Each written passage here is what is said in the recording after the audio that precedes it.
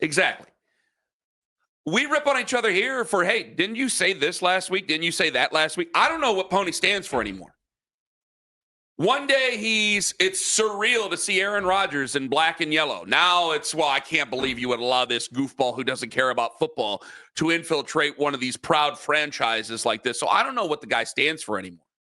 If you're just going to go whichever way the wind blows, hey, listen, guys, I'm just going to say it. Some of us can do summer radio. Some of us can't. I think Pony's proven he might not be cut out for the old summer radio stuff.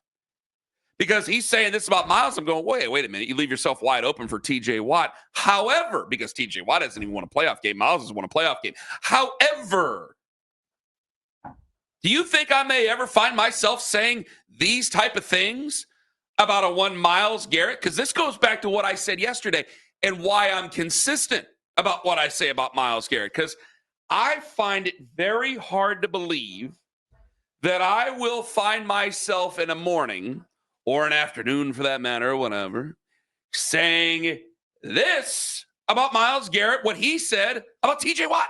If I were the Steelers, I would attempt to trade TJ Watt. They won't because they don't have the balls to do it. But if I were Omar Khan, Mike Tomlin, and Art Rooney, I would be getting teams like the Patriots and the Lions and the Bills and whoever else on the phone right now and see what they would offer me for him, because he is a first ballot Hall of Famer and he'll be in the Steelers Hall of Fame someday, even though he hasn't won a playoff game. But this is a lousy time for TJ Watt to ask to be the highest paid defensive player in the NFL, even though I do think he's better than Myles Garrett. I don't like Myles Garrett. I also don't like the way TJ Watt plays in big games. He's 30 years old. He feels more mercenary hired gun than he does fabric of the community in Steelers Nation like Cam Hayward does. I'm over it. I'm not of the opinion right now to want to take up for him and say, give this man his money. He's earned it. He's one of the all-time great Steelers. If I were running the team, this tactic would not work for me. It would fall on deaf ears. It gets even worse, though, Tone, because he finds himself saying nasty things about TJ Watt, and then I think he just has Myles Garrett. This is a man who's obsessed with Myles Garrett over there. Let's be serious. Andrew Filipponi is,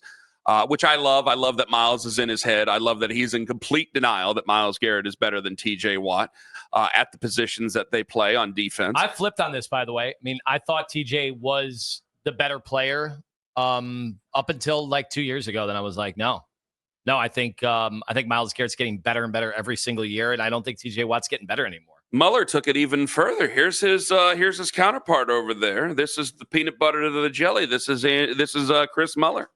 The one thing you said that I agree with the most is they will eventually capitulate here. The fact that hasn't even entered into the conversation for them in this and not even been considered as an option is pretty annoying and frustrating to me, because, again, you can love the player all you want. You can have your TJ jersey, home, road, Bumblebee, all of that, because he's so fun to watch when he's going well. What have you gotten out of it that you care about as a fan other than watching him get individual highlights? What has he given to the Steelers? He has been their highest paid player, I believe, for all but one, if not all four of those playoff games. The last three of the fourth.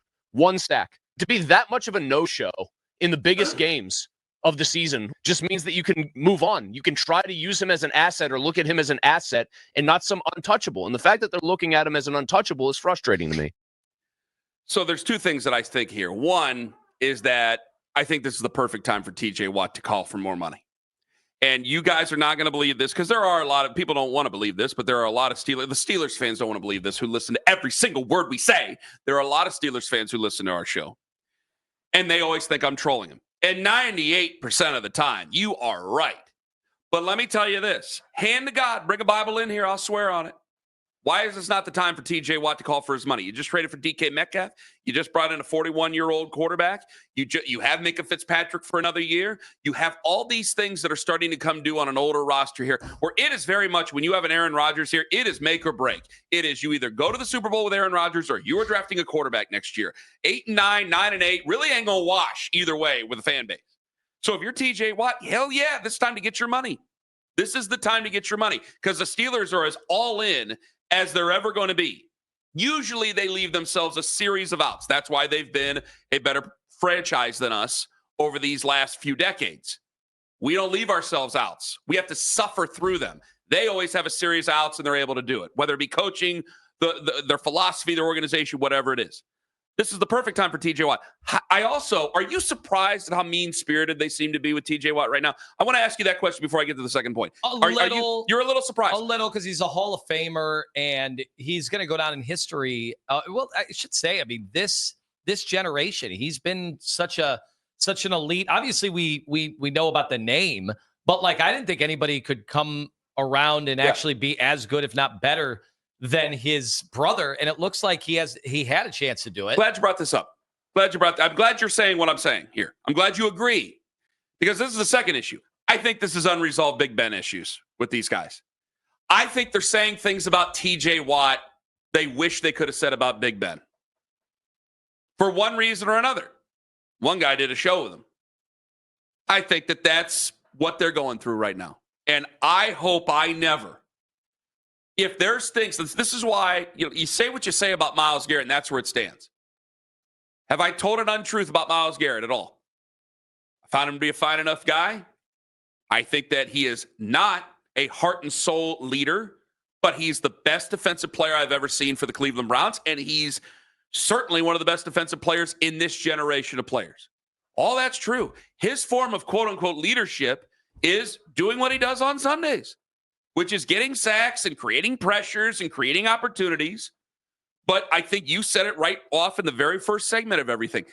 Yeah, there can be some sort of an expectation for leadership, whatever. But he's going to lead with what he does on the field in terms of the stats that he puts up and what he does. Because Myles Garrett cannot make terrible, suck-ass quarterbacks throw the ball better. And he's had to play with a lot of terrible QBs. Or guys who ended up being pretty decent and were terrible at the time. I hope I never have to rip on Myles Garrett the way that these guys have to, because I think that's a bad look. Didn't we already do that, though? Well, hold on. Well, wait, what do you mean? It feels like that, what I just Did heard. Did I get mad at Myles Garrett the way they're mad at TJ Watt over there? I think there were a lot of people in this town who, the day after he issued his trade request, people agreed with him and had a lot of things to say that were, kind of in line with the organization that Myles had said. And then as it persisted, I think a lot of people were like fed up. In fact, people were calling in saying, trade him. Trade him. Why would we even want him on the team? Well, I thought you were going to. I thought you were going to trade him because it was supposed to be a rebuild. Now I don't know what their plan is. Seriously, how can I call this a rebuild? You just gave him $123 million guaranteed.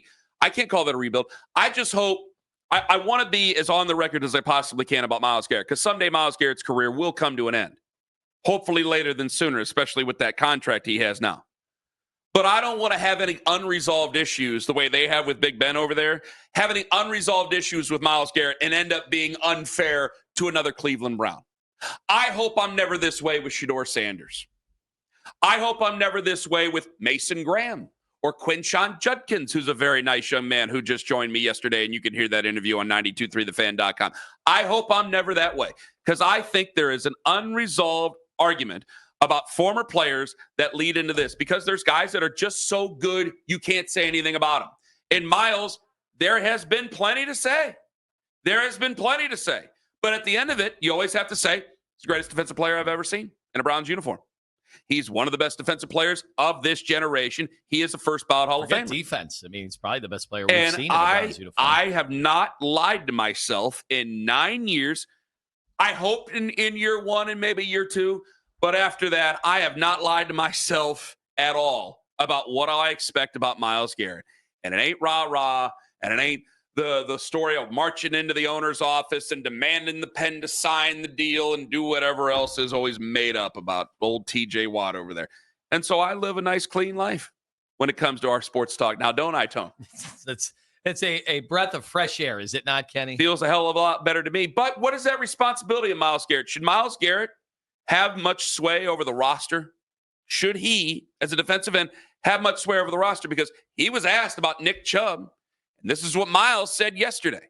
I love Nick. I think a lot of the guys who are in this locker room still feel the same way as I do. It crushed us to see him get injured, have to battle through, and then it happen again. So we want the very best for him.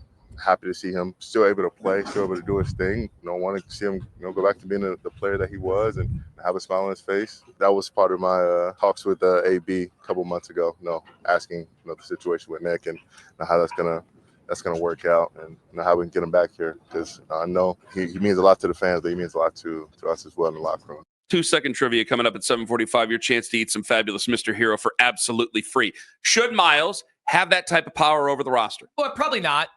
We have probably felt uncomfortable in the past. I know when LeBron, fresh off what he was doing in Miami, kind of lobbying for guys, and then back when he returned to Cleveland, we had a lot of mixed emotions on that because, players have an emotional attachment at times to other players, and they might not be seeing the forest through the trees. They're not evaluating those guys the same way. At the same time, when it came to superstars, we're like, yeah, LeBron, bring some superstars here. Like we were okay with that because that kind of fit into, we've got the big fish and he can now go get other big fish. When it comes to Myles in this way, you just nailed it. I wonder if Myles texted Nick Chubb. That's one thing he didn't really talk about yesterday, or called him, or did they ever hang out? In our minds, I never really could see Nick Chubb hanging out with Myles Garrett. I can't really see Nick Chubb hanging out with anybody. I don't know what their relationship was. I don't think it was adversarial, but I can't really see Nick Chubb partying down with a bunch of people. Now, can I? What? Not even partying. I could see it. They're both kind of mild-mannered guys that they aren't out there party guys. Hanging out does not mean that you're throwing down drinks. And could they go to the bookstore? Could they go get a latte? Up fossils and whatever else? Yeah. Could they go to over in Tremont? Hey, let's drive around. Let's find a good coffee spot. Obviously, out in Medina County, they probably had a lot of fun things to do. They have a lot of antiques in that in that town square. They both seem like guys that would collect. Beautiful town square. But what if you went into a vintage music store, a record store, and not only did you see Kenny Kidd there, you saw Nick Chubb and Myles Garrett hanging out there? What would that be like? With Kenny Kidd. They're all wearing leather vests. Say drink a beer. Would you be in awe? Would you have to like knock on? Is this happening? I think we'd all look at each other and go, "What the hell are you doing here?" Because I think they'd be just as surprised as me walking in there. I think those three would actually get along. See? A lot of vintage comic stuff. And, absolutely. Yes, they would get along. So I do wonder, what is the extent that he truly lobbied for Nick Chubb? I can give Myles Garrett all the money. I can't give him all the power on who to sign. If Myles Garrett was a quarterback for the Cleveland Browns and was one of the best of the generation, I think you nailed it with LeBron. LeBron controls every aspect of the game when he was here, when he wants to. So LeBron gets his guys. The Mike Millers of the world. He gets his guys if he wants his guys. Sean Marion, remember? Yes. Dwayne Wade, washed up Dwayne Wade. Patrick Mahomes. Do people remember Dwayne Wade played here in Cleveland? It was a short time, but it was there. Patrick Mahomes probably has the sway to walk into the Hunt's office and say, Travis Kelce's going to stay here, and you're going to make it happen some way. Or whoever he wants to. If Myles was a quarterback, he could do that. He really can't since he's a defensive end. He can't do that. He'd have to have a different mindset if he was a quarterback too. But he doesn't have to have that mindset because he's not. You mentioned LeBron. LeBron can, if Dylan Gabriel, Kenny Pickett, Shedeur Sanders, sorry, Joe's just 40 years old. I can't put him in that category. If any one of those guys ended up hitting, you're the franchise guy, maybe someday they can walk in there. Josh Allen can do that. There's a handful of other guys who could in the NFL. I think Joe Burrow should be able to do that. Maybe, for all I know, maybe he did with his two wide receivers. Oh, I believe he did. But I believe he did throw his weight around. When it comes to Nick, I think last year was the year you absolutely had to bring him back. One, you owed it to him to at least show that he could still do something. The second part of it is, let's be honest with each other. We were looking for players we like. I think we're starting to come out of the looking for players we like thing, and they are becoming likable again. I like Shedeur Sanders. I like Dylan Gabriel. I mean, it's hard to argue between them because you always want to rip on guys personally. I can't go ripping on Dylan Gabriel or Shedeur Sanders. Certainly not right now. Quinshon Judkins, just got done talking to him. Fun. A lot of fun. I was laughing my ass off, apparently, according to the... You're finding likable guys again. Yeah. And I don't think you need him as badly as maybe you did need Nick last year.